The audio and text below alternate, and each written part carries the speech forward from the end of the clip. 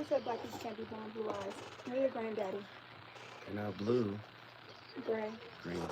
Where's granddaddy? Who's your great granddaddy? Was your ancestors? Plantation. Yeah. I'm gonna put you on camera.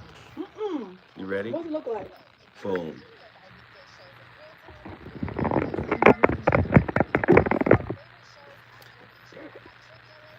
Here we go. I'm just trying to be lifted up a little more. This. Am I being recording? Because this is fine light.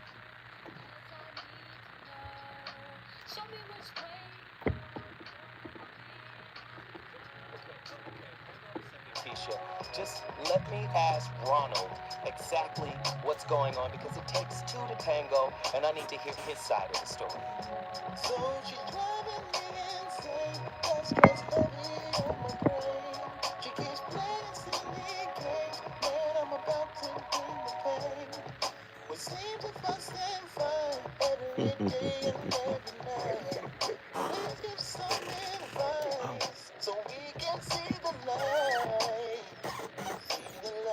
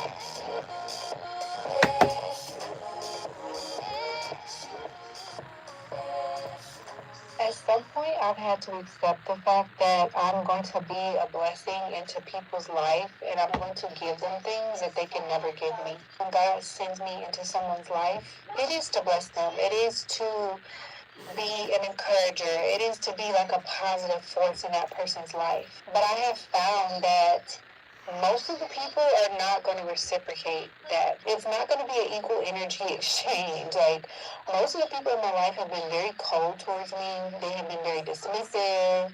They have, like, tried to belittle me or talk down on me or judge me, whatever. And I don't treat people like that. I don't treat people like they are garbage. I don't treat people like they are nothing. That doesn't mean that I have never, like, cussed somebody out or gone off on somebody, but I promise you it was warranted. But the people who have been disrespectful to me, it was never warranted. The things that they did to me or said about me was never warranted. It just came from a place of insecurity. And it doesn't matter how much love or I gave this person or how much light that I embodied in that relationship. It doesn't matter how much I was giving that person. If they wanted to be cold towards me, that's just what they did. And I was just thinking earlier, like, man, okay, God, I have been a light to a lot of people. I have given a lot of love to a lot of people. Like, where's my love? Like, where's, like, my light? I can't even get one person that will reciprocate that to me. Like, you have called me to be that. Ladies and gentlemen, the voice of reason has returned to the scene of the conversation. What in the feast of Sam Hale was that lady babbling about? No disrespect.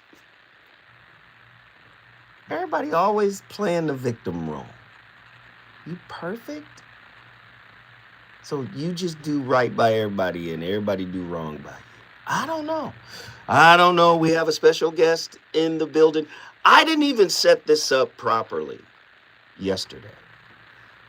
All week long, we have beautiful, talented, intelligent sisters coming on the show to contribute to the voice of reason. Today is no different. We've got a big deal in the building. Ladies, what is that? Can we get the organs one more time? The men in the chat are saying, Zoe, fix your camera. Jesus, wipe the lenses, sir. Like, what in the world? Yes, Aisha. Deal. The big deal is in the house. Get ready. And she will be contributing to tonight's conversation. Now, no, but the sister in the clip, who was the sister speaking, Andy? The spiritual baddie. The spiritual baddie. Baddie and spirituality going together. Lord. Yeah. It sounds like a sob story to me. Oh my goodness. Here we go. I thought tonight's topic was going to be I thought it was apropos. Reenactment or reconciliation. Now, most people don't want to do a reconciliation. When they done, they done. They move on, find somebody new. There's always some different fish out there in the sea, you know. But you might as well do a reconciliation if your next relationship is only going to be a reenactment. So many clinicians are talking about how unresolved internal issues get played out in your relationships. So I asked the question, which would you prefer? Do you prefer intimate reenactments of your childhood trauma with lover after lover after lover after lover? Or do you prefer reconciling as the new versions of yourself? Because a reconciliation can only work if you become something different than what you were that broke the previous relationship. Tonight's going to be deep. I want you to get to your phone lines. You already know what it is. It's a national discussion. And before we open up the phone lines, you know the number, 1-800-920-1580. I want to introduce you to the young lady who's going to be participating. Talk to us, Miss Big Deal. What makes you a big deal? Talk to us. We want to know your perspective on tonight's topic. First of all, I'm a pretty big deal. Just start right there. Okay. Actually, let's say I'm a domestic violence counselor. Mm-hmm. I'm a healthy relationship. Okay. Mm-hmm. I teach healthy versus unhealthy relationships. Mm-hmm. So I do this weekly on the radio, but I also teach it in schools to middle school, high school, and college students. I do this every week. And I think that people, before we jump into the conversation, can I just throw my perspective out there and absolutely, dive deep? Yes. I think that people want to do reincarnations, like they want to start over, but it's a natural habit for them to just kind of recycle and do it over and over again. In their mind, they want different. But I just think that the habit in them, they're just going to always revert back to what they're used to. But I don't think that they want to do it. I just think that it's a familiar space. It's familiar. Yeah, I think people just naturally go back to what they're used to. But I think they want different. They want something different. They don't know how to get there, though. They just don't know what different actually looks like or what it takes to get different. It's hard. Why? It requires too much work. Why? It requires too much work. I mean, it's... So people are intimately lazy, is what you're telling me. Intimate... You would have to sit with yourself for a long time. By yourself. Come on. By yourself. So, by yourself. That means you can't date. That means that you can't go out with anyone. You can't entertain anyone. You can't be intimate with anyone. Right? You can't get to know anyone new. In order to break the cycle of what you used to do and do something different in order to have a different result, you have to be by yourself. How many men and women do you know are going to do it? It's easier to go back to what you used to because it's familiar. It's familiar discomfort. Oh, familiar discomfort. Yeah, you can which predict it. which is, in a weird way, is a kind of comfort. Yeah, because you know what it looks like. You know what to do. Wow. You know how to cope. Yeah, you know what's coming next. 1-800-920-1580. She says she's a big deal. She's cooking with the rarest grease right now. Every reenactment is the soul suicide note, written in the handwriting of the nervous system. It repeats, not to torment, but to expose the lie. The healing can occur when remaining divided against oneself. Listen to that. Remaining divided against oneself. Clinical psychology calls it repetition compulsion. Mysticism calls it karma. Physics calls it feedback. But at its core, reenactment is a cosmic diagnostic tool. The universe replaying your unintegrated self until you awaken as its author. You are not attracting toxic partners. You are magnetizing mirrors potent enough to display your unreconciled fragments back to yourself. The psyche is mercifully ruthless. Listen to that. Mercifully ruthless. It's exhausting. It will reproduce your prison until you recognize that the jailer and the jailed share the same DNA. Lord have mercy. The hidden function of reenactment. People don't understand this. You're replaying a wound. You're replaying a trauma. You're replaying a toxic situation so that you can claim it. In my 2015 book, The Relationship Dismount, How to Stick the Landing When Exiting a Toxic Relationship, we highlighted the concept of claim over blame. You have to claim the reflections that are coming from the partner you magnetized into your life. They wouldn't even be attractive to you if you didn't have something disjointed within you. I can actually relate to that. Talk to me. I can relate to that. I mean, because I know for myself personally, there's been, just myself being and doing what I do, I can say that there's been times that I've called in people into my life that I feel needed me, because I feel like there's something about them that I felt like I could help, that I could change. Not change them, but it's like if I feel like they were broken, or maybe that they've been abandoned in their past. Like, I don't want to be the one to abandon you. So, I want to be there for you. Like, I know that other people may have left you, so I'm going to stay.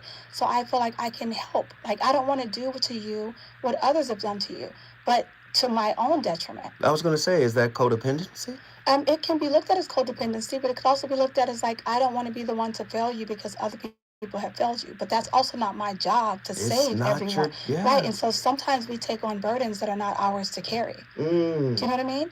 And so I think a lot of people do that, and men do that too. It's not just something that women do. There's a lot of men that come into the lives of women who feel like there's women who they feel are in places that, okay, well, I can help her, whether it's financially. Wallet saviors.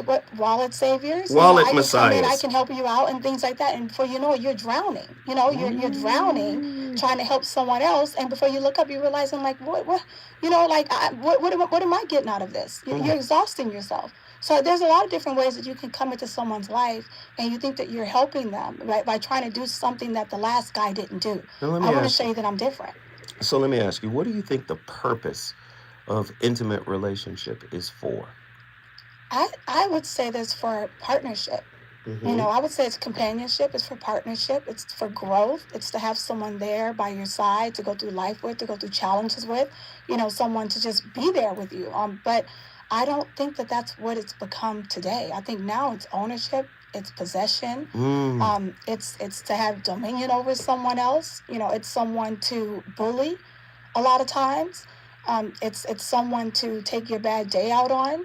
I don't see the benefit too much to it. Someone to take your bad day out. Yeah, to me it's someone. It's not looked at anymore. I don't see the benefit. When they say I can do bad all by myself, today I really see the benefit of being by yourself, because to me, right now today, I'm just saying the culture as it is today.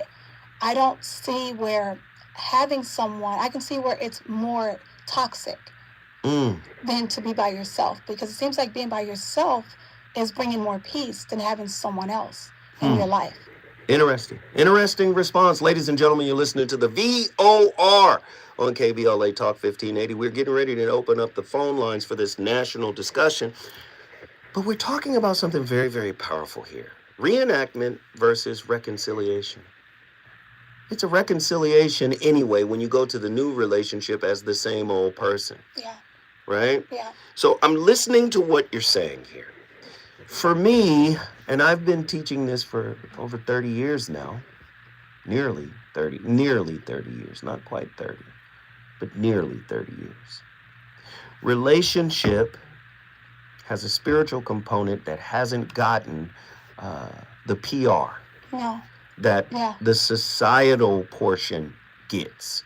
Yes, relationships are for companionship. Sure, absolutely. That's what the word means too. Relationships, related, we're connected. But on a deeper level, I think relationships are for the discovery of self, right? Yeah. Self-awareness. This is how you discover yourself as you are. You need to have that reflection bounce off of someone else so you can understand, oh, I made you feel this way. I did this to you. Or I show up this way, reflecting how you show up towards me, right? Mm-hmm. So I think there's a spiritual component, and it's starting to get a little traction in today's society, slowly but surely. It doesn't have, I would say, the steam as the societal piece, which is how much money do you make? Where do you work? What school did you go to? What neighborhood do you live? Do you drive? Do you have money? All of that kind of stuff. But I would say the spiritual stuff is starting to take root. Now, we reenact fragmented lessons from early childhood. How are they lessons? Well, the coping mechanism you use to survive your parent is what you have to overcome when you get with a partner.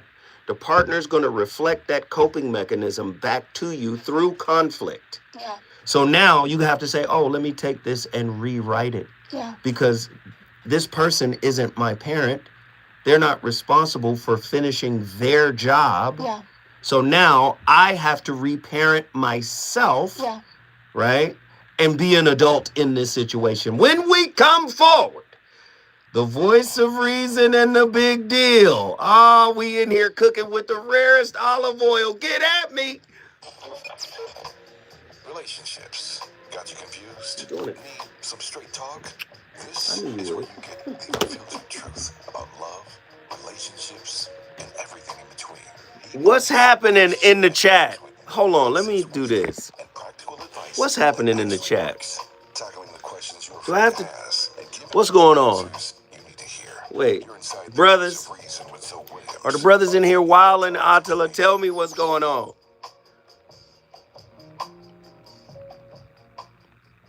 Okay, so the brothers are in here wilding because they see me.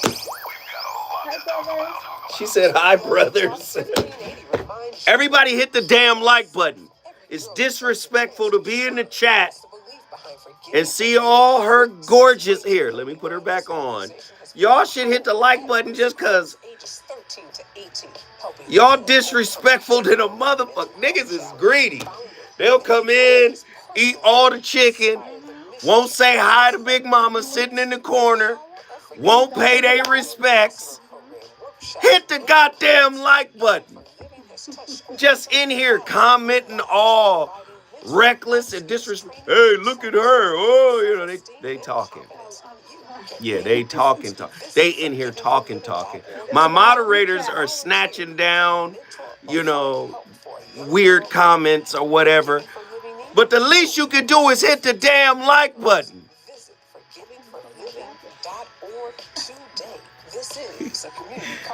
Come on, motherfuckers is selfish and greedy to the motherfucker. Hello, KBLA delegation. Tavish Smiley here. No, I ain't talking to you, John Gilbreth. You on my side of the fence, man. The left coast Farm is bringing Call together in. that challenge, inspire, and Will illuminate you talk to the brothers if they call in? Absolutely. Yes, call in. So who wants to talk to the sister? Ask her your relationship questions. Call me. She said, call me. 1-800-920-1580. Y'all know the numbers. Get in here. Reverend L. Get in here. Black Slabs. Multiple plenary sessions, dynamic speakers, real talk about the issues that impact our communities. Hey, y'all, wow. Some good food. I love y'all, though. Saturday, October 25th, LA Trade Tech, Left Coast Farm. Y'all my brothers. Free and open to the public, but you must register. 6 people. Hit that like button. KBLA1580.com website, where you can also peep the plenary topics. The future belongs You to enjoying those yourself? who show up I'll follow you on engage. Twitter, Instagram. She said hit the like button. She'll follow you on Twitter and Instagram. The Left Coast Farm is brought to you by the LA D Young 86, peace from Alabama. Peace, peace, peace. Get to your phone lines. The national discussion must begin. LA Care Health Plan, United Teachers Los Angeles, Black Progressive Action Coalition, St. John's Community Health, the National Lawyers Guild, the Weingart Foundation, and more. Space 6 more likes. Let's go. I'd register right now. And she from Dina? KBLA1580.com. Altadena, Your to be voice sure. matters. Your presence Make no matters. mistake, I'm from Altadena. She from Altadena. All right, here we go. You know you want some more.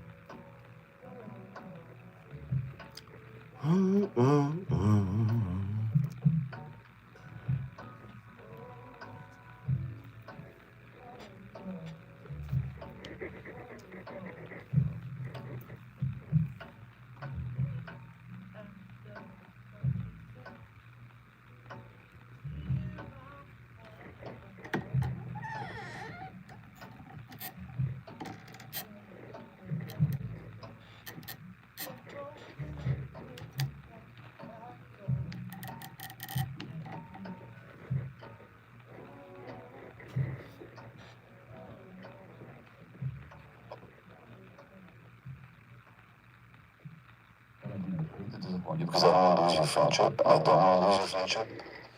But if I believe that if I'm authentic, I'm going to lose Jay's friendship, that's going to keep me authentic. I'm living with me. And even when you like me, there's still going to be a fear in me. What if you really want me? Yeah. So it doesn't even work. Yeah.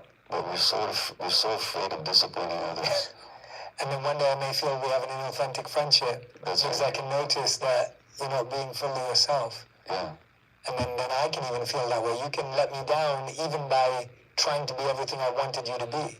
That's what I find so fascinating in life, is that you can let someone down even after becoming everything you thought they wanted you to be. Well, exactly.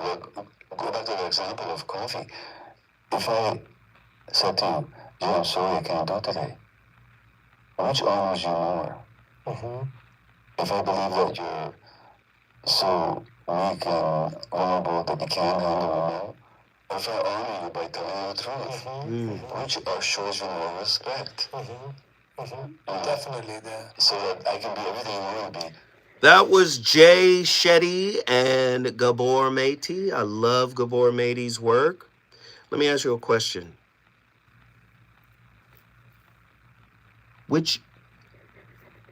Which is more abundant in intimate relationship? Today's intimate relationships. Truth or lies? Lies. Why? Why do you say that? Gabor Mady was just explaining like the difficulty of being able to be truthful and honoring your friend with the truth. Why would you say more lies than truth are prevalent in today's relationships? Because I think the lies go down better.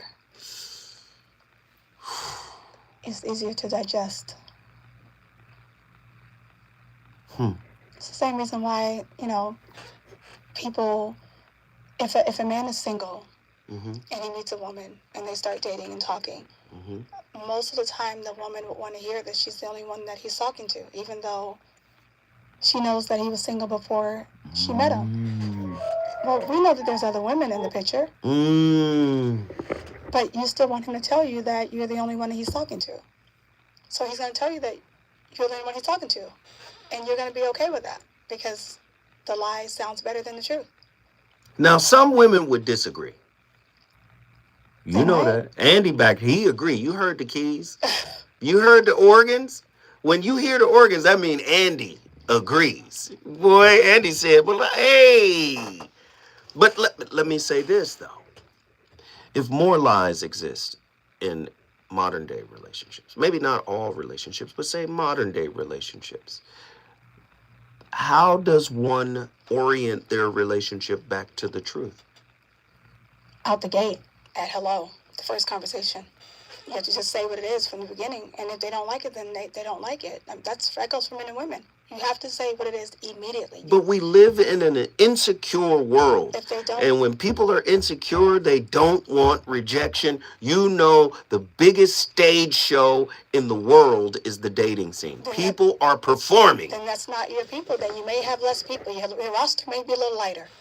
Ooh. But you have to tell the truth. If that means you have 2 people on your roster, then your roster has 2 people. Then you might not have 5. Hold on, roster talk? No, I'm just saying, if you're we got rosters now? If you're a single person and you come out and you tell them the truth and you're like, listen, this is what it is. I'm not in a place where I'm ready to commit, but I'm open to making connections and dating and seeing where things go, but I'm not ready to commit.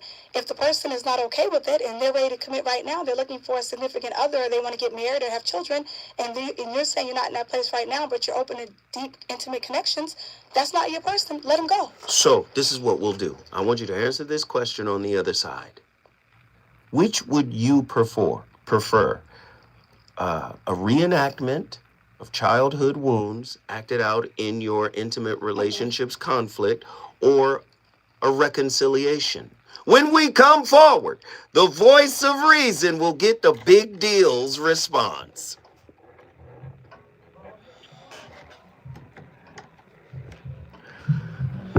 Yeah, y'all gonna call your brother?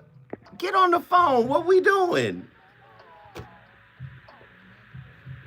Attila should have been called in. Attila, John Gilbreth, Truemonger, stop calling all. Truemonger, you got to bring Dallas back in the building. What we on? Hey, who was that who just sent that super chat? Let me shout that brother out. Rethinkulous. He said, I'm going to stay quiet, but here's my tithe. Why you going to stay quiet, Rethinkulous?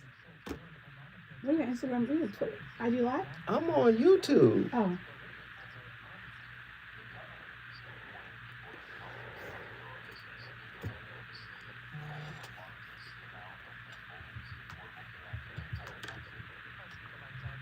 Attila, I got rapid fires for you. Why are they scared to call in?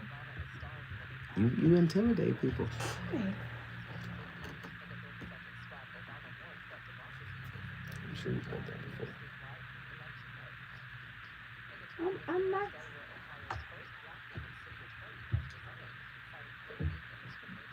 Have you heard it before or no? No. Okay. But they're talking to you. No. It's an open conversation. It's about love and relationships.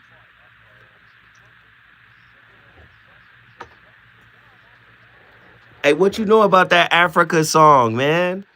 Zoe got the coldest playlist in the game. Don't ever challenge my playlist skills. Hey, Andy, do I got the coldest playlist in the game or not? So it sounds like you should be burning incense and like candles and. Oh, so you got jokes. You are from Altadena. Oh, don't bang now. don't throw up no sets up in here. Actually, my first love was a member of Altadena Black Crip. ABC. His name was Kryptonite. Oh my God.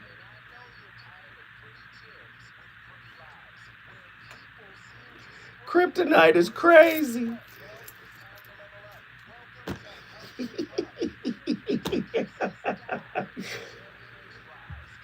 Hey.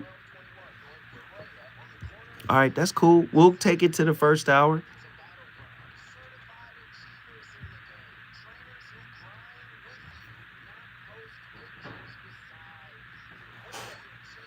You listening to my commercial? Mm-hmm.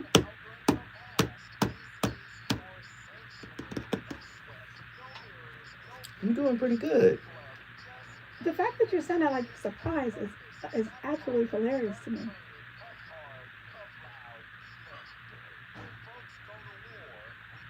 Why would they be hilarious? You're saying you're doing pretty good, like I'm a rookie. No, I don't think you're a rookie. If I thought you were a rookie, you wouldn't be sitting in that seat. I'm happy that you're doing pretty good. It's a compliment. Listen, Virgo, I know you guys compete. Competitive than a motherfucker. And what do you guys do? Gemini, we compete too. For sure. Oh my God. Kobe, Mike. Shit. Beyonce. Beyonce. So many others. Kiki Palmer, Zendaya, Taraji Henson. Listen, don't run down the roster. I mean, it's a cool roster.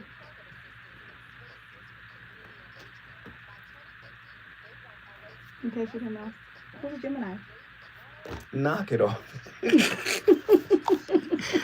I'm leaving. I'm out. Oh, funny. You I'm don't know out. who your people are? No, I'm out. No? We good.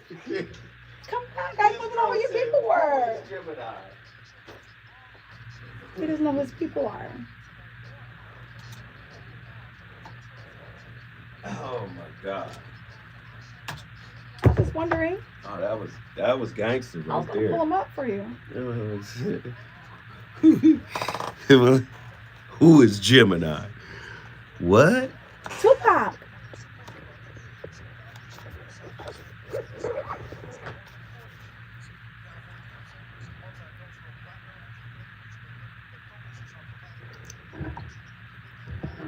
Tupac's a Gemini. That's all you got? Yeah. Lies. That's it. That's it. Come on, knock it Who off. else you got? Nobody, apparently. I was going to pull up for you. I'm going to goddamn no prayer look. I'm going to go to prayer look. No. Tapped in. It is for you. Don't trust me. It is for you. Trust me. It is for you. Trust me when I tell you.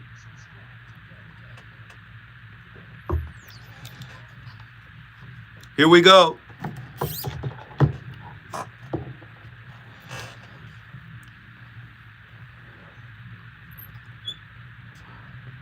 Oh.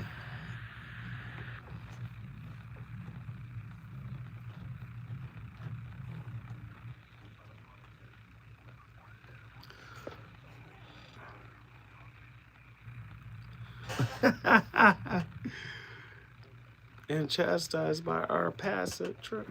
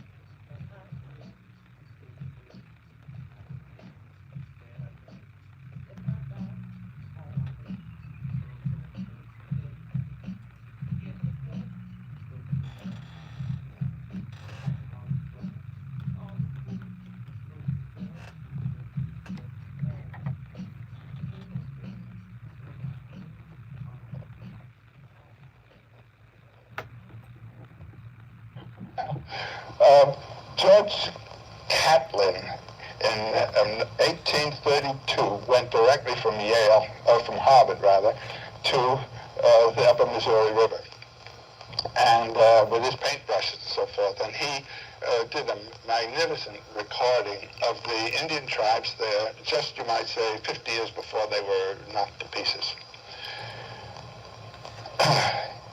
He painted portraits of some of these great chiefs. Now, when you look at a straight-on portrait, the eyes seem to follow you. You know how it is. You go over here, the eyes are there. So they thought that he was a magician, that he actually could have done things that were alive in the eyes.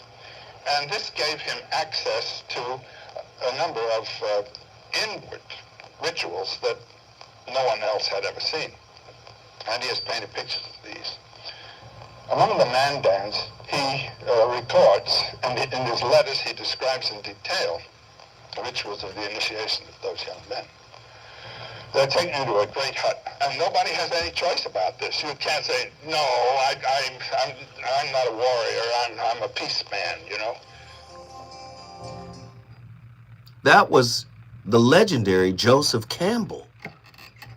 What I love about Joseph Campbell's work, you could say cultural anthropologist, applied anthropology.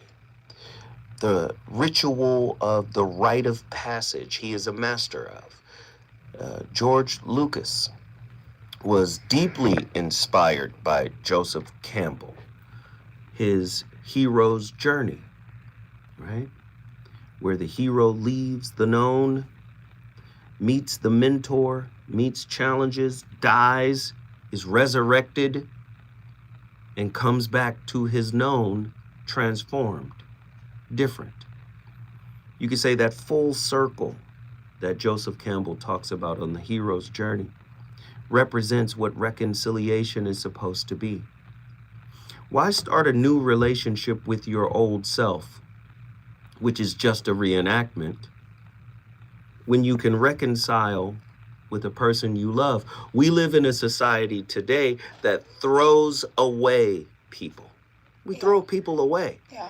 Even love, like true connection with people. Oh, it didn't work out because they did this, they did that. I didn't like this, so I disconnected and moved on and started a whole nother situation. That's a reenactment. The ego, the pride, the shame, the guilt, the apathy, all of this is in play, right?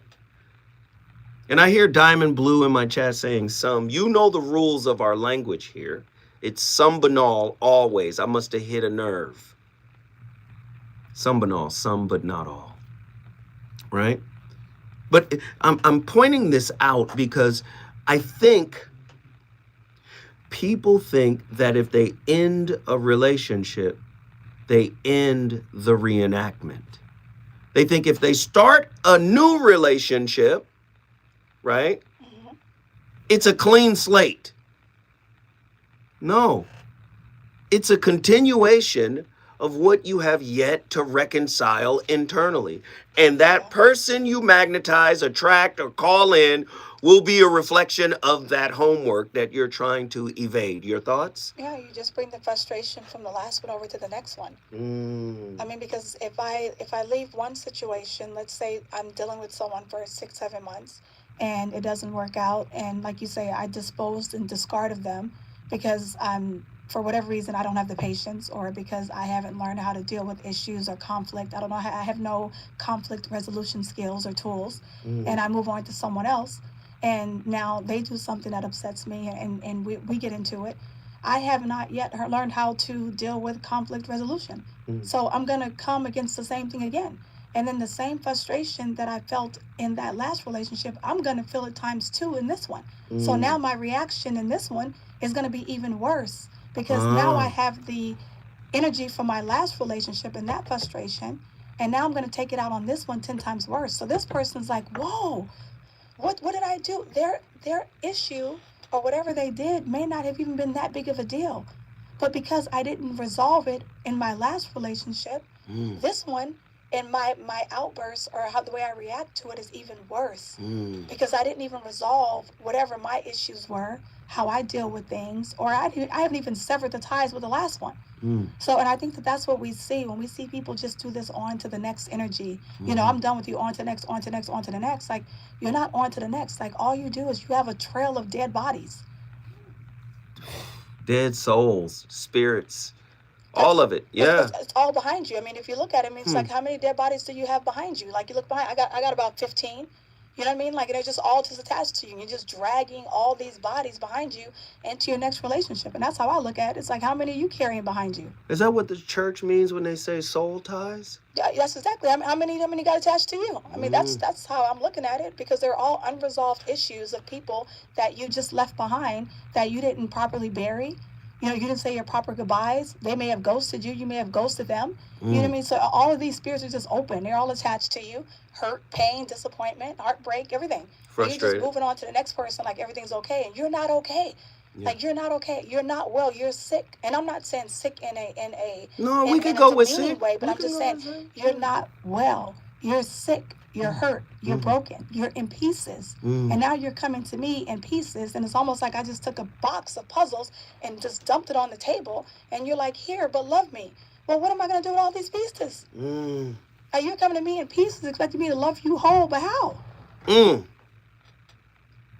They're coming to you in pieces and expecting you to love them whole. Yeah, well, what am I supposed to do with it? I don't know. What am I supposed? How am I supposed to love you whole? This and good. You're in a million pieces. This good. I like it. I like it. When we come forward, we're gonna go to Mountain View, Hawaii, and talk to my brother Pastor John.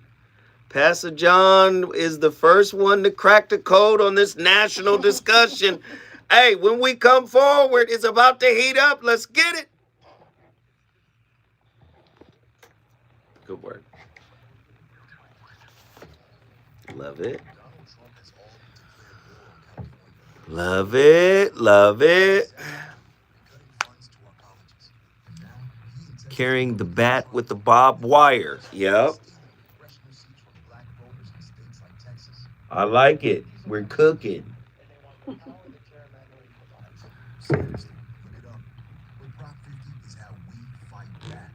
Oh, you text me. Here we go. Space for Grace. Got it. So can you guys put Aisha's number, or not number, but website in the chat? Because I want you guys to check out her website. This is a foundation, yes? Yeah, it's my domestic violence. What's my nonprofit? It's domestic violence also. She has a nonprofit domestic violence foundation. It's called A Space with the number 4 grace.org. A space 4 grace.org. Grace happens when we let it. A space 4 grace.org.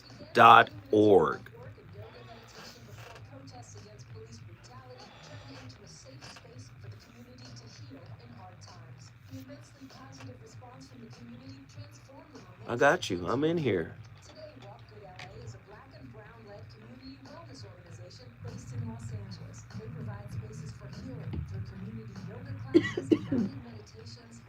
You sick, girl? In the name of Sweet Baby Ray's barbecue sauce.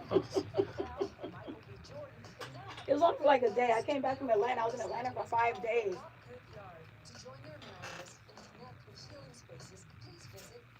And I came back with a slight cough. That's walkgoodla.org, or find them on Instagram at walkgoodla.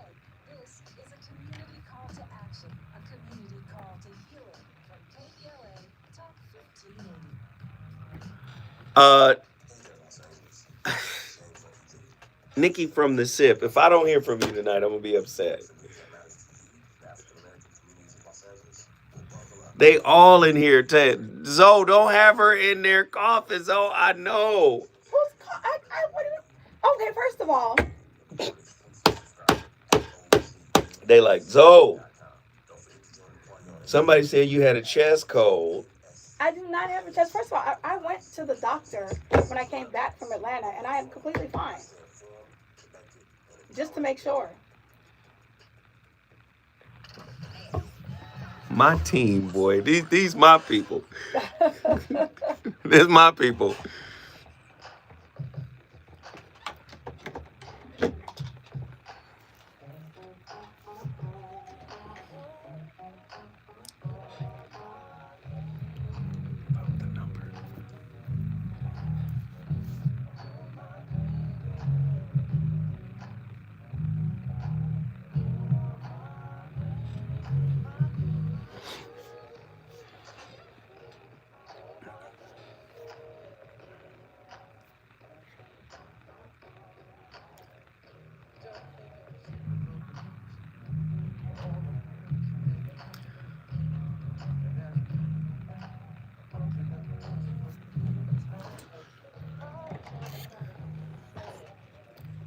No, just turn it down just a little bit. I didn't want to do this, but I'm gonna do it, man.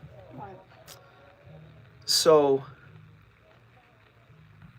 in 1995, I'm the senior VP of Black Music, A&R, at Maverick Records for Madonna. Freddie DeMann and Abby Conowitch. And this album drops. D'Angelo, that first album. Such a cold record, man. And I'm in my office banging it. Boom, boom, bap, banging it. And a friend of mine was like, do you know D'Angelo's manager? And I was like, nah. And then I had messages from Madonna asking, can you connect us? Because she heard D'Angelo. Can you get us together? Come to find out, the homie was connected to Kedar Massenberg, his manager. And I had a direct connect to Kedar. And that connection never happened. But I wonder what would have happened if I could pull off the Madonna D'Angelo, right? Because, you know, Madonna was big on trying to connect with our greats. You know, she was big. She connected with Mike, connected with Prince. This was the beginning of neo soul. Yeah. Kedar Massenberg not only had D'Angelo, but he was managing Erykah Badu at the time. And I just, when I think about it, and as a matter of fact, we're listening to this neo soul, and it reminds me of John B. and his group, Jack Herrera, that never came out, right? Babyface didn't want to put it out, right? He didn't want to put it out because he felt like, you're a solo act. You're like the white version of me. You know, you remember when John B was singing like Babyface, sounding like Babyface? Pasadena, I remember. Of course. The whole city was all Pasadena, right? Mm-hmm.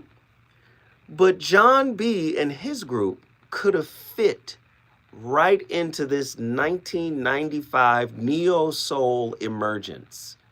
You had Erykah, you had D'Angelo. Wow. No, Bilal wasn't there yet. This is 95. Okay. Bilal wasn't there. Jack Herrera, if you haven't heard that album, they just put it out like 2 years ago. It was recorded in 93, 4, 5, 6, and Babyface shelved it because it was too soulful, it was too rich. It's John B in a group with two other cats, one cat from Philly, one cat from Texas. And it was just an amazing time, 95. So I just wanted to take this little interlude, this little moment, to just say, this brother, one-of-a-kind voice, one-of-a-kind spirit, just one-of-a-kind creative soul impression on Black folks. just on folks, period, on music, period, we want to say rest in peace, Brother D'Angelo. Like Michael, like Prince, your music, your legacy, your kids, you know, everything is gonna live. It's gonna live on, brother. Much love from the VOR, live from 1580 KBLA Talk 1580. Man, man, I had to say that, man. Anyway, we're back. The voice of reason is here. I'm sorry. I just had a D'Angelo moment. That record just took me back to 95, man. We're gonna miss D'Angelo, man. That dude. I got a Prince story too. Oh boy. You know, Prince didn't really like folks like copying his vibe. He didn't. Prince was very territorial about it. I'm gonna get back to the topic. Did it sing live? No, when you hear records like How Does It Feel, or it's called Untitled, Yeah. that's a Prince vibe, Okay. period. No ifs, ands, or Okay. buts about it. That's a Prince thing. And Jesse Johnson, who was the guitarist for the time, went out on tour with D'Angelo. And Jesse is telling this story where Prince called him like, hey, man, what are you doing? I'll share my people. Right? Play a little clip of a little piece of the Untitled. So the Untitled is a Prince vibe. Oh, God, I love that song. Like, it's really a Prince vibe. So, you know, Jesse goes on tour with D'Angelo. And Prince hears about it, and, you know, they killing, they cooking. But you got to understand, D'Angelo is in awe of Prince. Like, yo, he loves Prince, Yeah, right? absolutely. I think he did She's Always in My Hair. Like, and, you know, Prince was kind of prickly about certain things. Like, hey, see, Michael Jackson looked at music like this. God gives me the records. I got to write them down, you know. I heard a recording where Mike says, if I don't wake up after getting this download from God and write down this song, he'll give it to Prince. Right? So Prince, on the other hand, was very territorial about his music. Yeah. Like, hey, hold on. So not to say that this is a copy of Prince's music, Yeah. but it's a copy of the vibe. Yeah. You feel me? So Prince is kind of like, hey, that's a little close to my Yeah. universe. Yeah. So he calls Jesse Johnson like, hey, man, what's happening? Yeah. What you doing? Right. You like, hey, you on the other team? Right. This is our sound. Right. So I can recall being at the House of Blues. Mm. Prince had just come out with the Weird album. He had a lot of weird albums. He had a lot of weird albums. But one of those albums was about slave ships, and it was just different for what Prince fans are accustomed to. Mm-hmm. But he had just did a whole concert at the Kodak Theater. I promise y'all, we're going to get to the phone calls. We're going to get back to the topic. This is a D'Angelo moment. We have to capture it here. I think I got that Prince concert. So, it was at the Kodak Theater. Mm-hmm. He does it. And then the after concert is where it's at. Mm-hmm. It's at the House of Blues, right? Sunset. I'm there. We're all sardines. They sprayed us with olive oil as we walked in so we could fit, right? I'm telling you, it was packed. When I tell you, Prince, I think it was a 90-minute set, but in that 90 minutes, he did a song that was colder than this song playing right now. It was a song like, no, I'm watching everybody in the audience going, what album is that on? Everybody's like whispering to each other, what song is this? What is this? What is going on? Everybody's doing that, right? Somebody taps me on my right shoulder. It's Michael Jackson's brother, Randy. And he said, hey, man, do you know what song this is? I said, I don't know what this is. But it was a song like this. But it was just from the vault. And he just ripped it on stage live. I didn't know that. Like, so Prince is territorial. Like, hey, man, don't jack my vibe, kind of thing. Mm-hmm.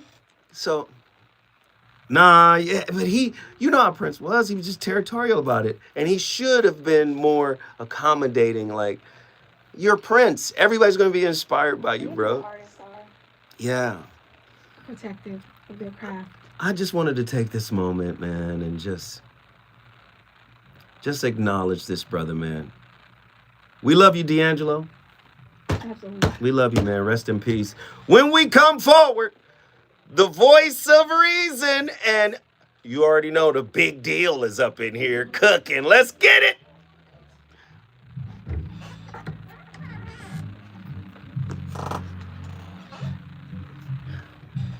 Anthony, what up, Tex? My brother Tex is in the building. This is good. You cooking. Are you ready to get back in here? Because we got callers. Okay. You gonna answer their questions? Yeah. I got it.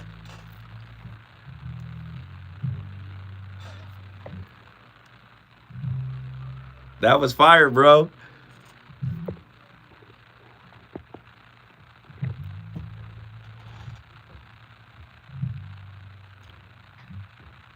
And in a space for grace, I want you to promote that. Okay.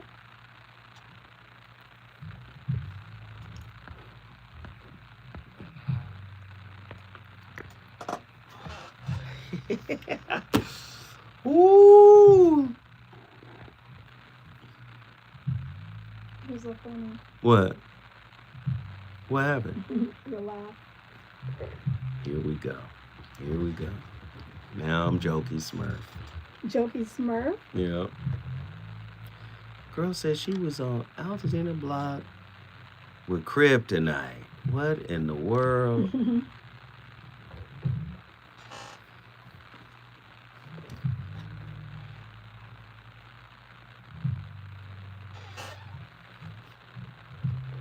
So you gotta play One More Again by D'Angelo. That's a solid cut. That's probably one of your favorite cuts. And that song is probably on your playlist. We listening to my playlist. Don't you hate it when people try to insert songs on your playlist? So you know you ought to play. Hey. Somebody come here and look at this. Who playlist is this? This ain't your playlist. Oh, I thought you were talking to someone else, literally. This my playlist.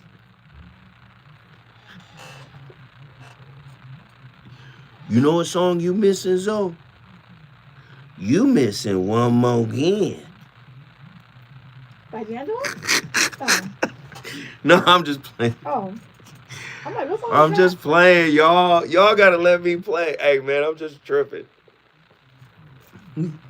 Hey. Your playlist cool, but it's...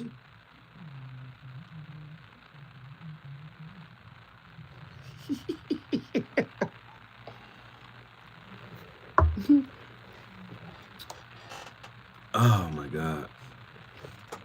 All right, here we go. Okay. 30 seconds. Okay.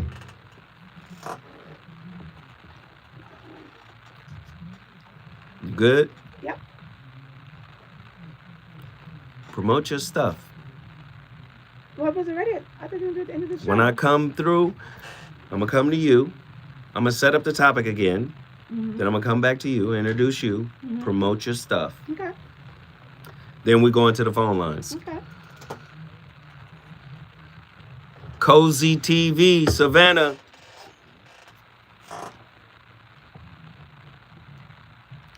This is T. Relationship is in trouble, I'm the dude to call. Has your soulmate become your cellmate? Does black love still exist? What are your bedroom turnoffs? Fantasies and fetishes. Financial infidelity. I'm dating a fat person. Are they worth the wait? Trust me, this gonna be crazy. How about heavy snack? child wasn't his, and you still had to pay child support. It's a very heated topic. How was that right? Mama's baby, daddy's maybe. I just have so many questions I want to ask you. I just like to kiss. Is there something wrong with that? Damn. He told me he had a vasectomy. I'm pregnant. Betrayal has been committed. Hit you with a bad touch routine. How does he maintain his humbosity? He likes it when it pinches my nips. Why can't you open up, brother? I'm a karate man. Karate man rules on the inside. They don't show their weaknesses. Yeah. How do you write women so well? So William, Reason and accountability. the voice of reason. Well, reality would mean something that would have some existence independently of being known. You see, to say it might be that we would know it, but it did not require that we know it in order to exist. Now, I tried to get some idea of what might be the process which was implied by the mathematics of the quantum theory.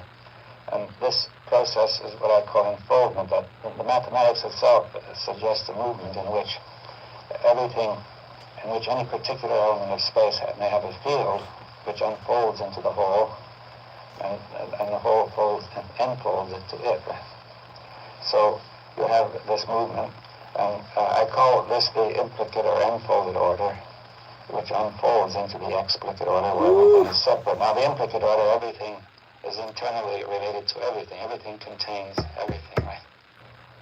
So everybody has many experiences of this implicate order. The most obvious one is ordinary consciousness, where consciousness unfolds everything that you know or see, right? So you're not acting mechanistically in the sense of being pushed and pulled by objects in the surroundings, but rather according to your consciousness of them you act. So consciousness is really our most immediate experience of this implicate order. You might think of nets of consciousness that are finer and finer, or we may think of capturing finer and finer aspects of the implicate order. I think there's an intelligence that's implicit there, you see, to say that a kind of intelligence unfolds. The source of intelligence is not necessarily in the brain, you see, the ultimate source of it, but much more enfolded into the whole. Now, the question of whether you want to call it God, that depends on what you mean by the word, you see, because taking it as a personal God might restrict it in some way. Man, listen. Y'all don't understand, sir. The voice of reason be in here cooking. They don't even know who they was listening to. I don't know who that was, but it was good. Einstein called that man his spiritual godson. That man was Professor Emeritus at Oxford and Princeton, Dr. David Bohm, theoretical physicist, author of a groundbreaking book called Wholeness and the Implicate Order. This book talks about what he called back in the 80s and 90s, the hollow movement. Now you hear people talking about the holographic universe. You hear people talking about we live in a simulation. Wholeness and the Implicate Order is the name of the book. He then gets with philosopher Jiddu Krishnamurti, and Krishnamurti gives him the wording that has evaded physicists with regards to how to define what they're seeing in their experiments. When Krishnamurti says, the observer is the observed. So when they talk about the double slit experiment, he's saying there is an internal explicate and an external explicate order, right? An internal, right? And an explicate, right? That, and what's happening is they mirror each other, and they're flowing in and through each other. The implicate order and the explicate order is how he framed it, right? And I'm saying the same thing. You don't reconcile you. Right. You're in a reenactment. It doesn't matter who the person is. Right. You can get back, you can reconcile with your person. If you don't become a new version of you, That's a reenactment. That's not a reconciliation. Right. A death has to happen in order to reconcile. Right. Do you see? Yeah. So if you get back with somebody, you got to be somebody new. Right. When you get back with them. When you spin the block. Right. When you spin the block, you got to be a different being. Right. See, we think the different being is a new being. No. It's the same. They got the same script the last person had. And you gave it to them, and you co-authored the script. Do you see? Absolutely. That's what this topic is about. I asked a poignant question. Which would you rather have? A reenactment? Aisha, would you rather have a reenactment, or would you rather have a reconciliation? Which one do you want? No, reenactment is too exhausting. But isn't that what everybody is doing? Yeah.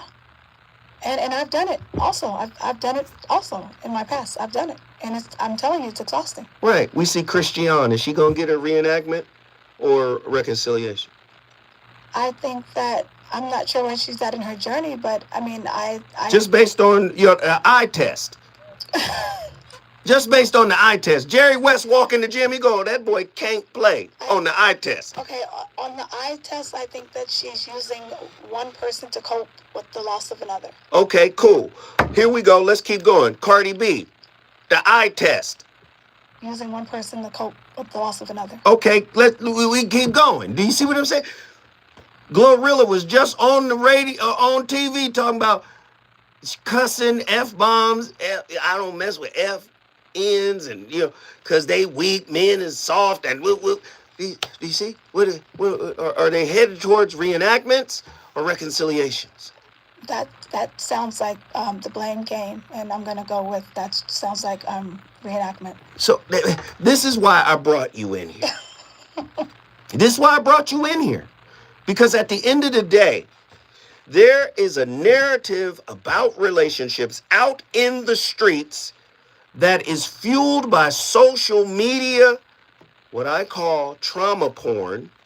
Because listen, you know how social media algorithms work. Absolutely, it's dangerous. Whatever toxic mess you into, that's what it's going to feed back to you. That's your feedback loop. So my question is, these babies is growing up on the internet, on the iPad. They got it in the crib. They're growing up looking at this toxic stuff. So how do relationships become this sacred spiritual school again where one discovers themselves? I'm going to throw that back to you and say that it's not just the babies. I want to know why grown men and women that are in their 30s and 40s are on social media having that same rhetoric put back into their spirits as grown adults who grew up without social media. Why are they allowing it to poison them? Well, here's the quick answer for you. They're not grown. So they might be grown. They grew in age? They might be grown chronologically, but spiritually, they're still that inner wounded child. So they're stuck in arrested development is what you're saying? Absolutely. Okay. People use relationship like they use, drugs? No, what's that toilet tissue brand with the red bears that be having a little... Bounty? Wait, no. Is it Charmin? Charmin? Charmin. Okay. People use relationships like Charmin. That's really what it is. I need it for something important. I need to be wiped. Yeah. It's a coping mechanism. Exactly. Relationships are not for that. It's not to plug a hole. So, I'm going to ask you. Let's be honest. You're on the hot seat. I don't know if I want to be. When you get into a relationship Mm-hmm. and somebody sees you and they trigger something in you, do you lean in or do you fall back? I think it depends. I think it depends on the person and how much I value where they are in my life. If it's someone that I value, then I think that I can either go, like you said, a reenactment, and I can become avoidant, which I think is reenactment. Yes. Or I can reincarnate, and I can try and talk it through. You know it's hard to do that. It's hard to do it, but it's easier to do the avoidant. Because you gotta, the avoidant has to die. Right. That's what I'm saying. It's easy. It's easier to me to do the avoidant because that's my reenactment. That's my that's what I divert to. Come on, you in here cooking this night? Somebody come save me. She in here, she done set the studio on fire. She done told the truth tonight. We got callers on the line. I want to get everybody in here. Let's talk, let's talk, let's talk. John, you up in here, man. John from Mountain View, Hawaii. What are your thoughts on tonight's topic? Should I even be interrupting this portion? You like that, huh, John? You like that heat. Come on in here, John. Get in here, man. Come in here, John. Have a seat. Well, greetings and blessings to all. Greetings and blessings to those of the sound of my voice. Greetings and blessings to you, Zoe, and Master Teacher in the presence of all of us. Appreciate Before I get started,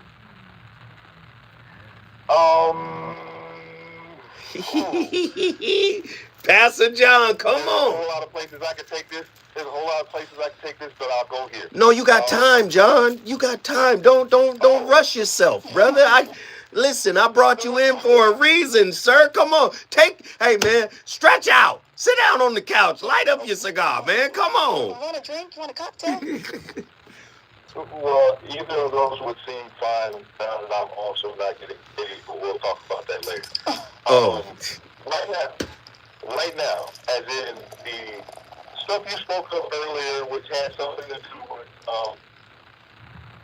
the work that has already been done. You talk of the human being who went to counseling.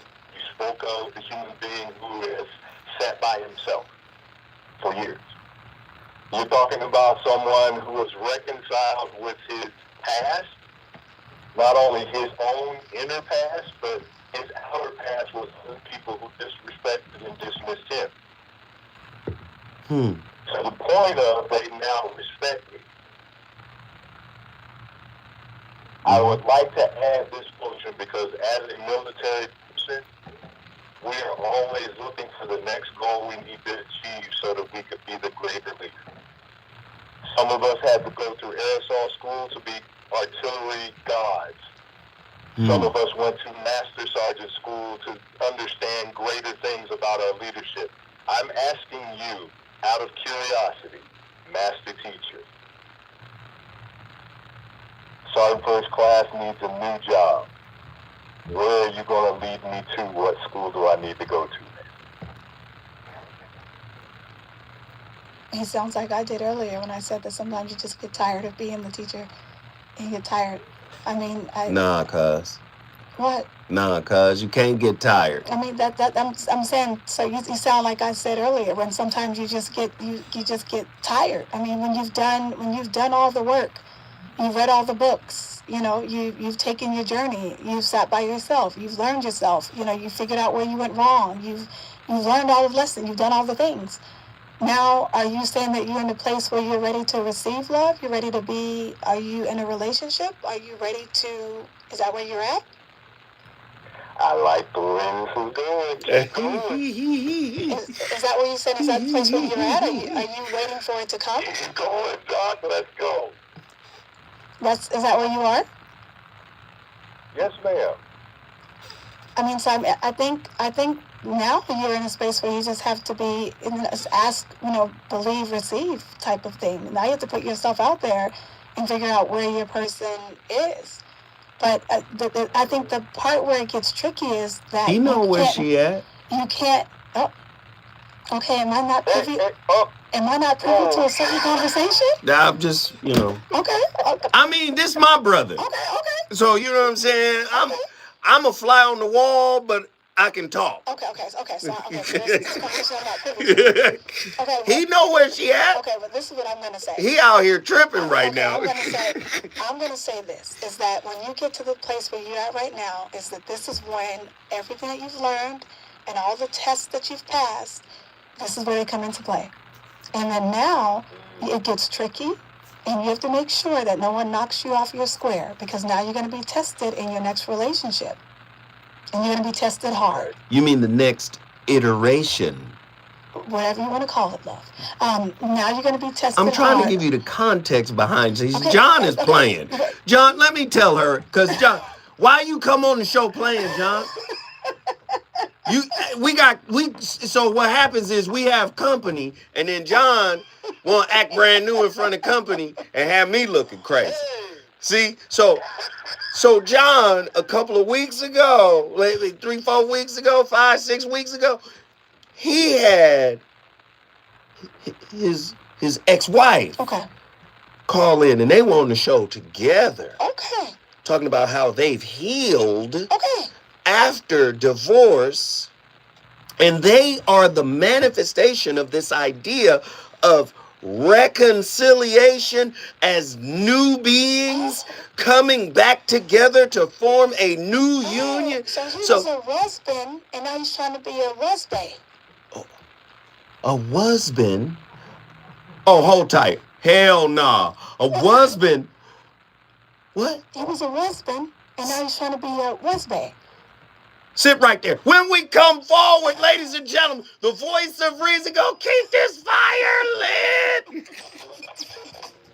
Relationships got you confused? Yeah. This is where you get the unfiltered truth about See, love, so he was playing. I'm trying to give you more information. Okay, so they get back together.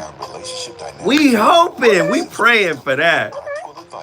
A husband is crazy. Yo. A husband is nuts. They divorced. Well, they separated, so he was a husband. At some point, they were separated, so he was a husband. Damn husband. Wake up, bro. He was a husband. And now he's a husband. Because now he's trying to get back together. Care and Opportunities He's a husband. Department, or JCOD, is I here to love it for support them. justice-involved He's individuals working on being and a their husband families. The JCOD Support Center is now taking calls at 1-833-LAC. A husband is crazy than a motherfucker. 1-833-522-5263. Available 7 days a week from 6 a.m. to 11 p.m. The Support Center is your one-stop shop I'm out for here reentry cooking. issues and court support. They offer court reminders, connections to local services, transportation assistance for housing, court appearances, and childcare. The JCOD hotline provides personalized Exactly, John. She called you that. No, I love it, And don't though. forget to check out It's endearment, John. justiceconnect.org for more information. Remember, it's free and available every day at 1. Y'all know as soon as I hear some shit that's crazy, I'll be like, He's a husband. a husband is crazy. Talk 1580. That's the sexy term. Hello, KBLA delegation. Tavis Smiley here. On Saturday, October 25th, Hey, Angie. Trade Tech becomes the What time we got? ideas that matter. The Left Huh? Coast Farm is bringing together voices How many minutes? that challenge, inspire, Yeah. and illuminate. With 90 keynote seconds? presentations from people like Those Yogi dreaming Berra, eyes of mine. the man who breaks down capitalism in ways that make sense to working folk like you and me. And Dr. Cornel West will be there, the brilliant Lord philosopher and have activist who never stops fighting for justice and speaking Was truth to Bay power is and crazy. It's sexy. That means they're oxygen and everything. What up, y'all? Hey, man, I love y'all. Y'all make my day up in here. Make sure everybody hits the like button. Follow Aisha Aisha Deal. at Aisha Deal. Yep. There you go. She's a big deal.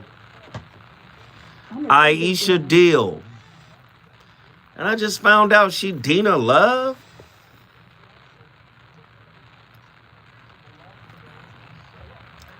Nah, man, I love y'all, brother.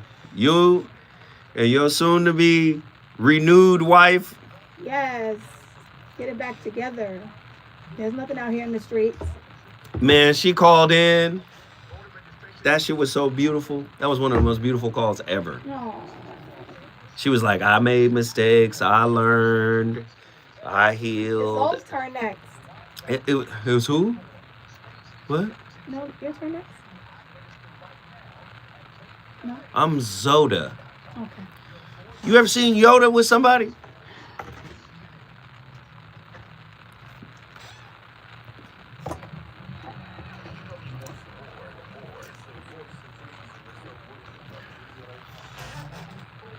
Woo, woo, woo. Yeah, yeah, yeah. Woo, woo, woo. Yeah, yeah.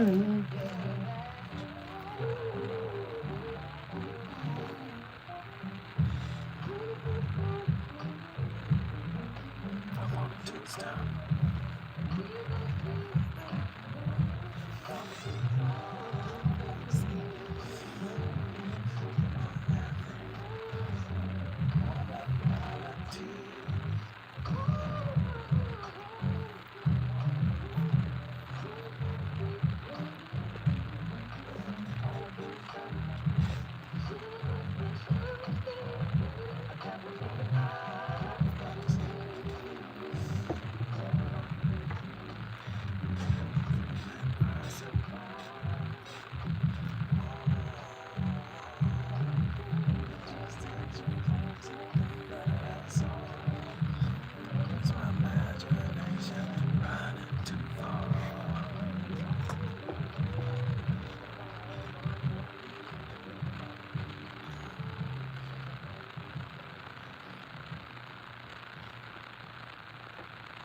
You don't see the danger of your conditioning. Right?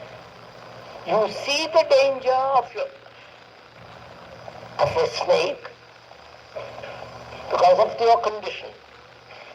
Because thousands of generations have said, be careful of snakes. They're dangerous. And thousands of generations have said, the knee is very important.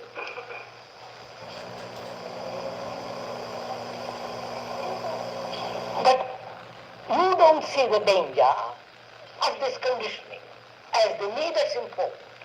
You get it?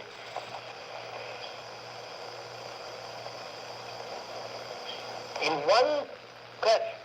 one direction, the conditioning warns you against danger, and another conditioning says, continue though it is dangerous.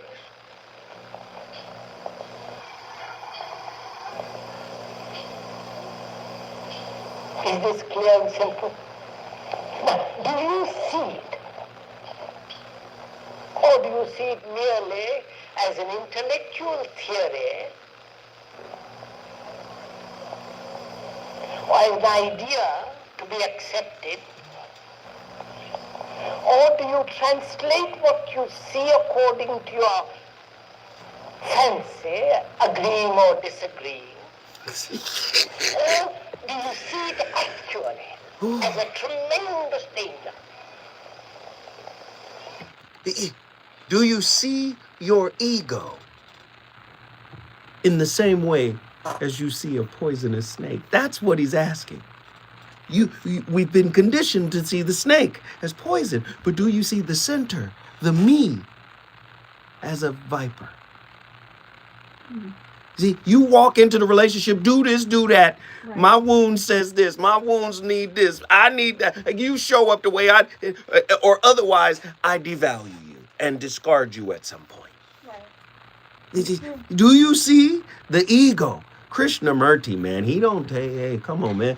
We went, Joseph Campbell, Dr. David Bohm, Krishnamurti, Gabor Maté, like, what in the feast of Samhain is going on? We cooking with the rarest grease, because I want y'all to understand every relationship is a reenactment until you get inside yourself. You need a self-reconciliation. We'll get more on that. John, Mountain View, get back in here. Give us your thought, man, this final thought, and then we move to our first female caller. Okay, quickly, I'll say this. I'm tired of playing, so let me say it. Reenactment versus reconciliation. Yes. Let's take the bad and the good, because both of them are needed in you to be able to find. Okay. So let me ask you this, John. You and your wife You and your wife gonna go ahead and get that reconciliation as new people going? That's what we praying for. Everybody in the chat.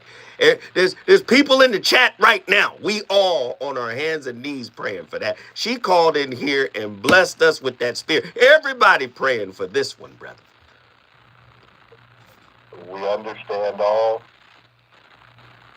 but God gives the increase. I know. I'm just an available servant. I know. You taking your time. You ain't gonna rush it. Boy, you ain't gonna rush it. This is an omelet. You gotta be gentle when you flip this omelet over. Am I right? Truly. Absolutely. Hey, man, we love you, John. Guess what you just did? Love you more, big bro. Mountain View is in the house, blessing so. Yo, he brought Mountain View in the building. If you want to bring your city in the building, all you got to do is call me at 1-800-920-1580. We've got another caller, Attila from Houston, Texas. Attila, what are your thoughts on tonight's topic? And do you have questions for our guest, Aisha, the big deal? I don't have any questions. I know you have questions for me, though, right? I always got questions if you ready for some type of... Are you ready? What? Come on, Attila. Get ready. I feel like you challenging me. Let's go. All right. I got a question or two for you. Let's see. This is going to be interesting because when I think of this topic, right, all of the topics that we've done over the past 2 years have been haymakers. So the question now is, I'm moving in this direction where I'm seeing reenactments all over the place. I don't see reconciliations very often, right? I see people getting back with their exes, but they're still the same people. They're not healed, right? Yeah. So to me, that's a reenactment. That's not a reconciliation. Reconciliation requires resurrection. And in order to get a resurrection, there must be a death. So I have a question before we move forward. Is your pursuit of closure simply an elegant disguise for your addiction to the familiar pain of the past? When we come forward, Attila from Houston, Texas will answer this question.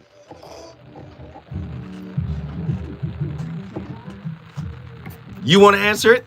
I don't believe in closure. Huh? I don't believe in closure. No, that's why you're going to answer it.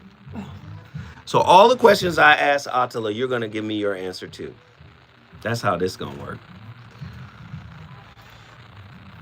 No, Attila, we not doing in short. We on the radio. Attila. Attila is my niece now. Now it's radio coach time. It's radio coach time.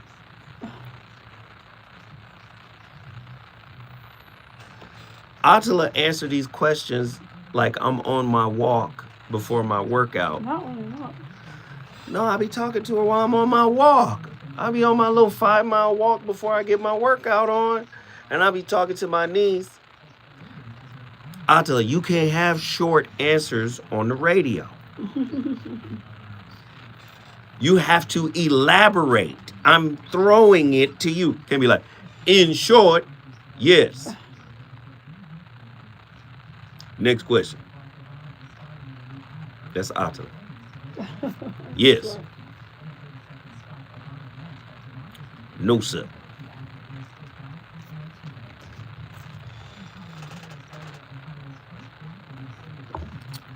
Dwayne Lindo, what up? This good. This is a good show. I'm going to send, because you know the podcast will be up later tonight. Okay. I'll send it to you. Okay. And then you could take it and chop it up and do whatever you want with it. Yes, sir. I mean, I guess, yeah. I'm gonna act like I didn't say that. Right. Chop it up. Yeah, chop it up. Who cares? Chop it up. Okay. Hell nah. I got that question, but I got another question. I'm asking you both questions, okay?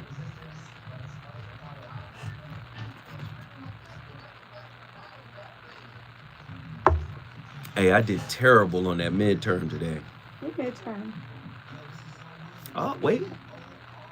Got another incredible black-owned business for you. Your podcast deserves more than a closet and a prayer. It deserves a green screen that makes your haters jealous. Do you need 4K so crisp you can see their ego? Mics that catch whispers and rants? Hey, a stage that turns Aunt Mildred into Beyonce. Listen, all you got to do is check out OneStream.tv, Inglewood Studio Playground, where backyard dreams get VIP upgrades. They've got cameras, mics, stages, step and repeat, everything you need. Lights that flatter people who never get flattering. They got all you need to produce the podcast of your dreams. Listen, their rates are as low as $75 an hour. Yes, really. Swing by 740 Centinela Ave. Call 323-296-4444. Once again, that's 323-296-4444. Trust me, my brother Michael take care of you. OneStream.tv.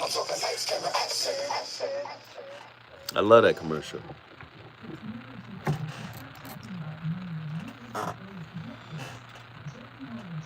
All right, so how's it gonna go? I'm gonna ask my niece the question. Yes. Then she's gonna give me her answer. Then I'm gonna ask you the question. You give me your answer. We're gonna run through Okay. 3 or 4 of these. Okay. By the way, J-Lo and Ben Affleck is definitely for sure a reenactment. Oh, you can say that. No, I just thought about it just now because that is another.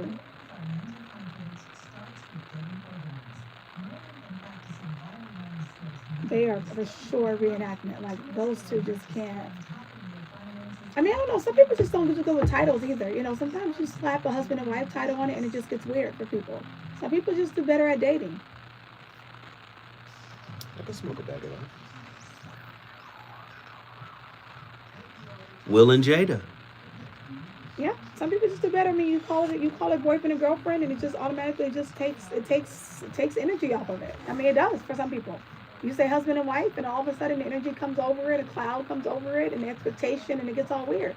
You say boyfriend and girlfriend, the sex is amazing, you know, expectations. The boyfriend shows up, you know, he takes you out on dates, you know what I mean? He's supportive and all that. You put a husband title on it, and all of a sudden the wife title on it, the wife don't want to have sex anymore. You know, she goes to bed with moo-moos on, and she doesn't get sex anymore. You know, say boyfriend and girlfriend, everybody's on their best behavior. So sometimes you just take the title off of things, and things just flow. Some shit is just really psychological. For some people, it's not that way for everybody. But for some people, take the title off of things, and they do it on their own. I think that's a J-Lo, and I think that's a Ben Affleck and J-Lo thing. I might take it off of him. He seems to do what she wants him to do when you take the title off of him. I might be able to smoke a bag of that if I smoked. Listen, everybody is different. Some people have commitment issues. It's a thing.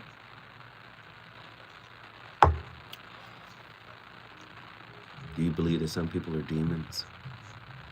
Absolutely. I knew you would. You a holy roller? I mean, a little bit. Yeah. I see it, huh? What do you mean, smoke weed? No, I'm just saying, you be at church with the fam. I mean, I grew up in church. My mom was a minister. Huh? My mom was a minister. See, I can feel it. Wait, whoa.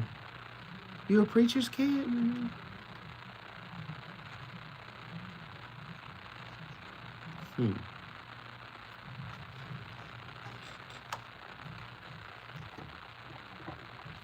Don't look at me.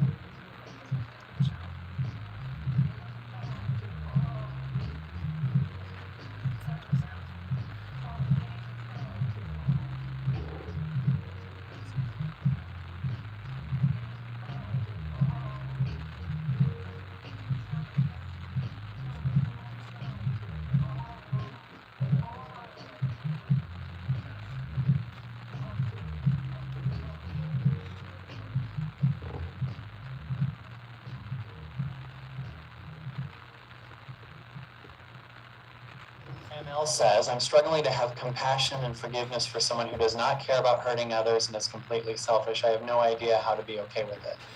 So your struggle is that you believe right now you should have compassion. But imagine that there's a level connected to you that's first. Imagine that there's a bouncer before your compassion. We're going into let's say you're trying to get into the nightclub of compassion, right? But there's a bouncer there that needs to be seen first, right? That is a voice before you get to the compassion, forgiveness for someone, right? Like maybe to get in, you have to see something in that bouncer, right? So before you go, I got to get in there. Maybe we need to hear what the bouncer says. So maybe there's something that you have in UML that feels unseen, right? But what I hear is a belief that the next step and the required should is that you need to have compassion and forgiveness for someone who does not care about hurting others. But maybe there's something in you that's trying to tell you something, like maybe you're always trying to have compassion for people, but you need to have it for you first. Maybe there's a level of compassion for them that'll be wonderful once you have compassion for something in you. Maybe you're still hurt and haven't looked at it. Maybe you're really still hurt and that would be jumping the gun to find the compassion for them, and it would be kind of a foundationless forgiveness that isn't okay. Right? So ML says, that makes sense. I definitely still feel hurt. Well, let's imagine that my inner child, let's make my inner child a separate child. Let's say Vivi came in saying, I'm hurt because a kid across the street hurt her. Now let's pretend before I even am there for her, I go, well, we got to find compassion for them. She's sitting here hurting. Let's say they injured her or something like that, or did something intentional, put her down, whatever. And I'm not there for her. I'm immediately trying to ignore her and find compassion for them. So you're jumping the gun, ML. Right now, it goes, let's look at you. And maybe it's trying to show you that you have a pattern of being there for them first. And you've been there for them to keep the peace as an avoidance of being there for yourself. And maybe it goes, that no longer works for you. That's the top half of your glow stick. And weirdly, you can't find any compassion at all from this level because you now have to see the bottom half of the glow stick, which is the part of you that's hurt. And go there for... Hey, man, Kyle Cease. If Andy approves, I approve. I can relate to that. Kyle Cease is in here cooking. You don't do the work, you reenact. Right? How many great loves have been lost to time because the work wasn't done? Too many. And you moved on. And yes, you might be with somebody else that you learned to love, like you told me earlier today. So you gotta warm up to people and learn to love them. Some people are slow burners. Slow burners is what you call it, you know. Yeah, I gotta get acclimated and get comfortable in this new situation, get that other situation out where with does the spirit. term "the one that got away" came from? Those are the people who didn't do the work, right? I mean, the one that got away are the people who came into your life at the wrong time, because if you don't have time, you don't have anything. So all the people walking around here who are single right now because the right person came at the wrong time, they were the one, and then they moved on with someone else. The ones that got away were the ones that came that were probably lived their lives that they missed out on because they didn't do the work. Yeah, I don't really believe in the one that got away. Well, there's a lot of people out here that feel like they have ones that got away. Yeah, they just have to make it make sense for their reality, how they see the world. But I don't really believe in that. I think spirit is one vast conscious continuum. And spirit doesn't waste anything. Things happen the way they happen. It's all divinely designed, in my opinion. Attila from Houston, Texas, you gonna join this discussion? I asked you a question before we came forward. Yeah. Is your pursuit of closure simply an elegant disguise for your addiction to the familiar pain of the past? This question is for you, and it's for Aisha. The deal.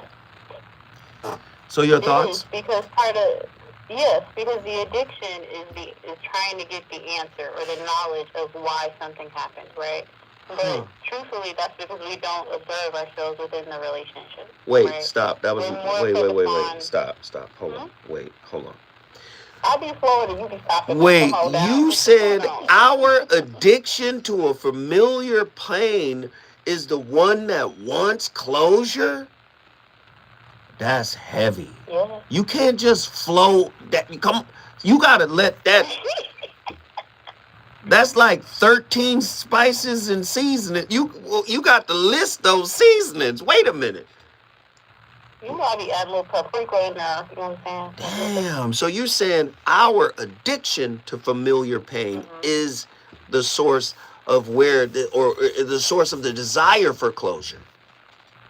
I believe so. I mean, Wow. and I can really speak for myself.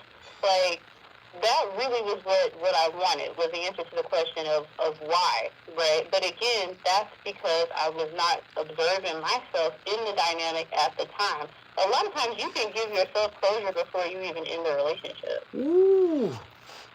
Heavy stuff. Right? This is why men be like, well, she just left. Well, she already figured out what you were about. She's done. You know what I mean? Wow. That's heavy. Aisha, your thoughts? I think my thoughts on closure has always been the same. I personally don't believe in it because I don't think that anyone can give me closure, and I don't think that I can go and ask for closure. I don't need permission to leave, and you don't owe me an excuse for why you want to leave. You leaving is enough closure for me. Listen, you can't be a thug and a love coach. I'm going to need you to pick one. She's like, you left? Oh, good. I'm saying, you deciding that you want out of this relationship is enough closure for me. If I'm not enough, or if this isn't enough for you and you decide you want to go, I don't have to come and ask you, well, why don't you want to be here anymore? Tell me why. Tell me why I'm not enough. Tell me why you want to go. If you wake up tomorrow morning and decide that you don't want this anymore, that's closure enough for me. So you in the passenger seat of my car, we driving. You got the strap in your lap, don't you? I might. See, because this is what.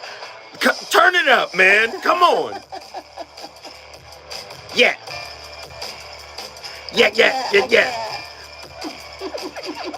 I got 49 cents in the car with me right now. She got the strap. Come on, man. What are we doing? I love it. More questions. And this is for you, Attila, and then we're gonna get Aisha's. It's like Muslim sisters in here. Aisha and Attila. Wait, stay right here. Don't go nowhere. When we come forward, I'm gonna keep asking questions. Let's go. Come on, thug life. Believe me, I'm not gonna ask you why. You have to just go. Yo, this show is fire. You did your thing. Yep. You might have to have me back. Huh? You might have to have me back. Maybe.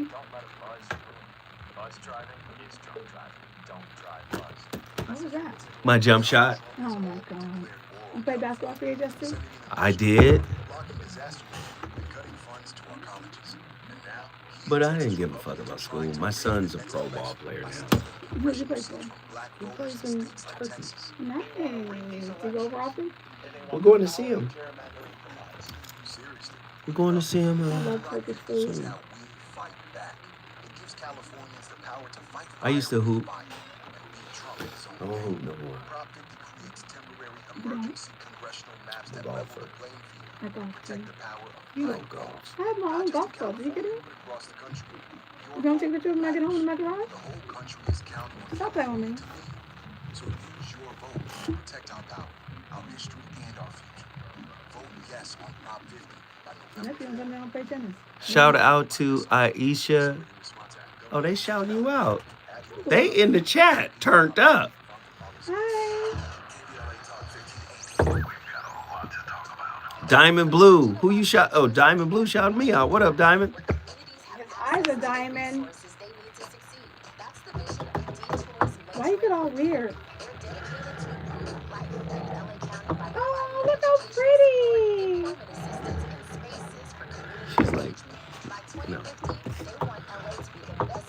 His eyes are diamond blue. Oh my gosh, look how pretty. Those are your grandkids? That's the same girl. Oh my gosh, look how pretty. She's so pretty. That's my 7-year-old. You do get all weird when people talk about your life, though. No, I don't. We're good. Why do men get weird? Could that be on the next show? Why do men get all weird when women get uncomfortable? Men don't get weird when men get weird when women get uncomfortable. Is that what you've experienced? Yeah. Nuri Hoops, yes, that's my grandboo. My grandmuffin, Nuri Hoops. What y'all know about Nuri Hoops? She started hooping. You have no idea how excited I was when she was like, Pop, I'm at the gym, pull up. I said, No, pull up. I said, what? She said, come train me. I said, oh, I'm there.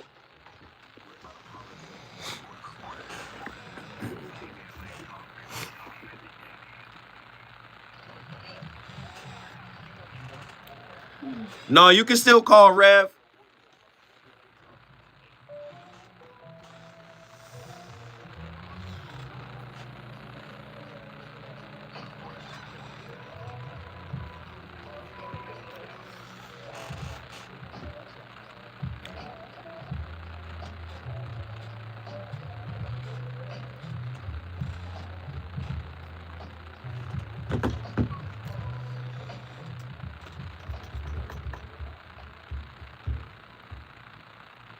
There is nothing in the total experience as a human being to which fear cannot be attached. You love your mother, up comes the fear, what if you lose her? You love your body, up comes the fear of death, sickness. You love money, up comes the fear of loss, or being accused of being greedy.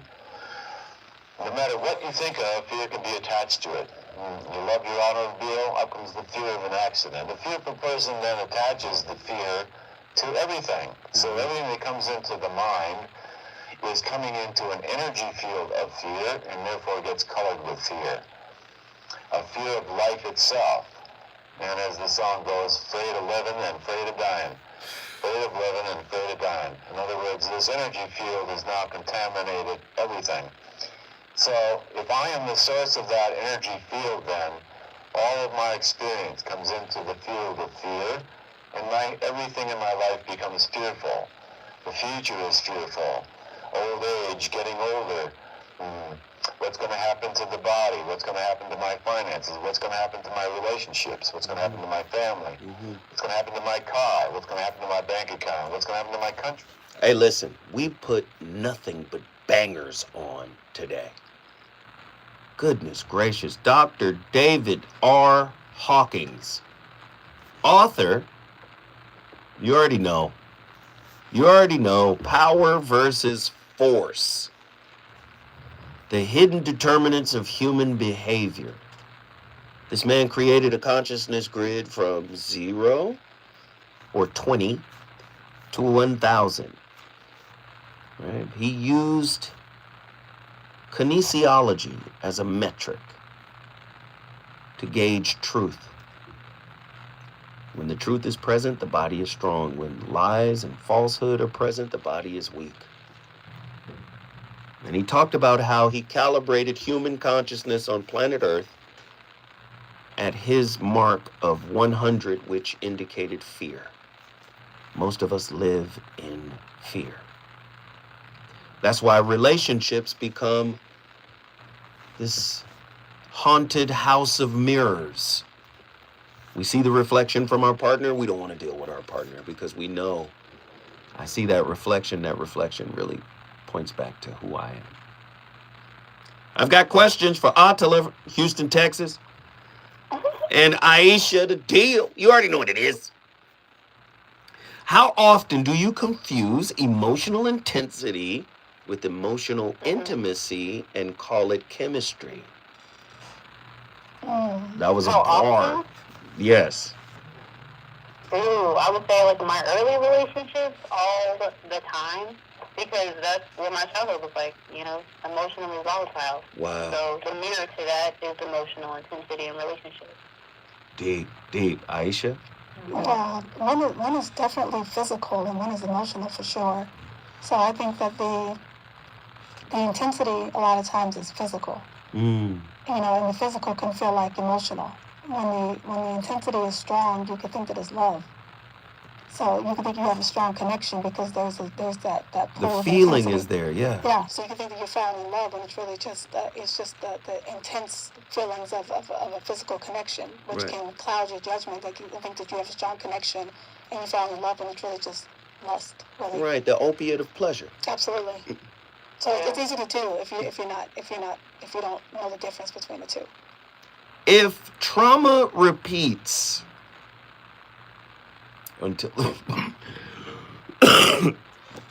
excuse me, if trauma repeats until it's resolved, do you secretly crave the cycle because it feels like home? I don't think it's a secret at all. Ooh, first off, that's a bar of a question. If trauma repeats until it's resolved, do you secretly crave the cycle because it feels like home?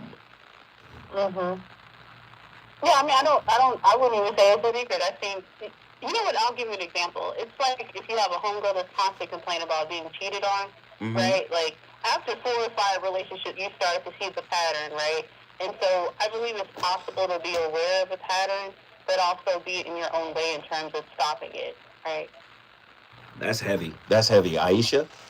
Yeah, I think there's a lot of people that do the same thing when they come across someone and it's healthy and it's calm. They don't know what to do with themselves. They feel like something's wrong, so they create chaos. You know, like they don't when it's too good for them, and it's like, okay, something's wrong, something's not right. Like, okay, they're too good to me. So they have to create some type of chaos because they're comfortable in the chaos. Ooh, so when good comes, good is the villain. Good often is the villain because something. Intimacy, love, connection. So the other shoe has to drop. Oh, I love that. I would also add to that too. Everything is flipped on its head because everything that you said intimacy, love, connection. Add to that fear of loss, fear of abandonment, fear of rejection. That's really what that is. Or fear of showing up. Oh, this is deep. Atala, you know I love you. Guess what you just did? I brought you from the building. Houston, Texas is in the building. I feel another topic coming. No. Because listen, I love you, but I hurt you. I don't know the real divine plan behind the hurt I caused you. But what if, see, I may have an egoic idea of this hurt, right? You know, I was selfish, I was greedy, I was inconsiderate. I was looking out for me, I was just doing something for me. But the divine higher, see, in West African belief, they say you have an ori, which means head. So when you hear the word orisha, they say, no, your ori is a head of the orisha. Eshu, Shango, Oshun, Yemeya, Obatala. You are the head Orisha because your Ori connects you to Olodumare, which connects you to God. Okay? What if God has a divine plan for your mess ups in relationship for your partner? I believe it. And what if whatever you did is a call to action for them to stand up for the love y'all had, which is supposed to be stronger than the infraction? And I'm not talking about something like violence, abuse. I'm not talking about that. I'm talking about a lack of indiscretions, a momentary lack of integrity. Because I always tell people the hardest thing to be in is a relationship with a human being. Because every human being is flawed. Every human being is fractured. Yeah. Every human being is on a spectrum of their own development and growth. Yeah, and I bet from their own level of understanding. So talk to me. I mean, all I ask is listen, God, like, I don't want to be, just don't use me to be nobody else's lesson, okay? Like, I don't want to use somebody else. Okay, I don't want You can't tell God to do nothing. Yes, I can. You gonna tell God to, what? Use somebody else. I don't want to be used as anybody's lesson to learn in life. That's all I'm saying. Hey, Andy, man, I need Crime Wave back in here. She the new Eric. Put Crime Wave back on. Come on. I can make requests. Ladies and gentlemen, you've been listening to Thugnificent. Hood relationship survival tactics. Aisha the big deal. I don't want to be nobody's lesson. You understands me, God? Listen, God. You got a lot of people counting on you, God. Use them. Use the other God, in the world. You can't use me no more, God. The front line, Jesus. I ain't gonna never be your tool again. You know what I mean? I done put up a work, Lord.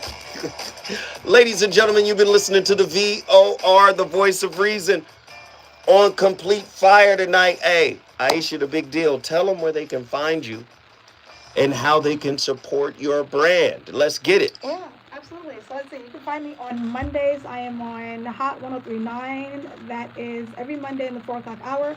On Tuesdays, you can find me. I am on in Dallas on 105.7. That's Smooth R&B. On Fridays, I am on the Big DM in Charlotte. That is on 101 FM. I have a podcast called Ish Women Think About. And I have a nonprofit. It's called A Space for Grace. That is www.a-4grace.org. You can support me. Look for me. And my Instagram is @Aisha Deal. Hey, we appreciate you coming on the VOR. Listen, I start the conversations. It's up to you to finish them. You already know what it is. I'll be back tomorrow with another slapper. Deuces.